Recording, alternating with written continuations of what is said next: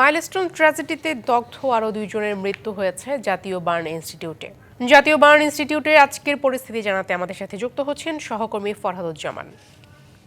ফরহাদ, যারা সেখানে ভর্তি আছেন তাদের অবস্থা কি জানাবেন?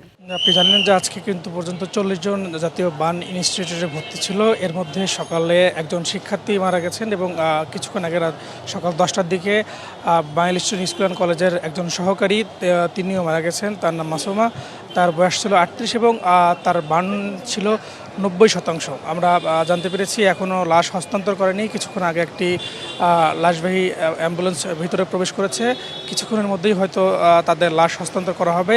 এবং আপনি জানেন যে আজকে কিন্তু যে এখানে যারা ভর্তি ছিল এদের মধ্যে 2 জন মারা যায়। এখন পর্যন্ত 38 জন ভর্তি রয়েছে। এখন এদের মধ্যে বেশ কয়েকজনের অবস্থা খুবই সংকটাপন্ন এবং আজকে যে 13 জনের হস্তান্তর করার কথা রয়েছেন তাদের মধ্যে যারা বেশি সুস্থ রয়েছেন এবং অবস্থা উন্নতি হয়েছে তাদের কিন্তু রিলিজ দেওয়া হতে পারে। জীবন বীমা কর্পোরেশন নতুন নতুন পলিসি চালু করে আসছে। জীবন বীমা কর্পোরেশন। যদিও এখনও এই প্রক্রিয়া শুরু হয়নি, আমরা জানতে চেয়েছিলাম হয়তো দুপুর নাগাদ 1টা-2টার মধ্যে হয়তো তাদের রিলিজ দেওয়ার প্রক্রিয়া হয়তো শুরু হতে পারে। এবং আজকেও আমরা জানতে পেরেছি যে বিদেশি যে চিকিৎসক দল ছিলেন তারা কিন্তু ভিতরে রয়েছেন এবং এখানকার যারা পরিচালক ডাক্তার চিকিৎসক রয়েছেন তাদের সাথে তারা সমন্বয় করে যারা দগ্ধ রয়েছেন এবং তাদের বানটা বেশি রয়েছে তাদেরকে কিন্তু তারা চিকিৎসা করাচ্ছেন।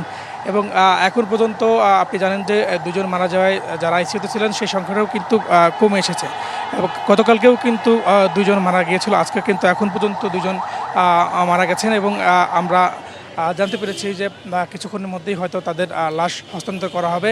এবং এখানকার যারা চিকিৎসক এবং পরিচালক রয়েছেন তারা কিন্তু একটা বোর্ড মিটিংয়ে রয়েছেন কখন যারা সুস্থ রয়েছেন তাদেরকে হস্তান্তর করা হবে। আপনি জানেন যে বার্ন ইনস্টিটিউটে যারা ভর্তি রয়েছেন তাদের কিন্তু অবস্থা কিন্তু ক্ষণে ক্ষণে পরিবর্তন হতে পারে, যে কোনো সময় পরিবর্তন হয়, এমনটাই কিন্তু আমাদেরকে ডাক্তাররা জানিয়েছিলেন। এখন পর্যন্ত আমার কাছে বার্ন ইনস্টিটিউট ছিল এই থেকে সর্বশেষ তথ্য।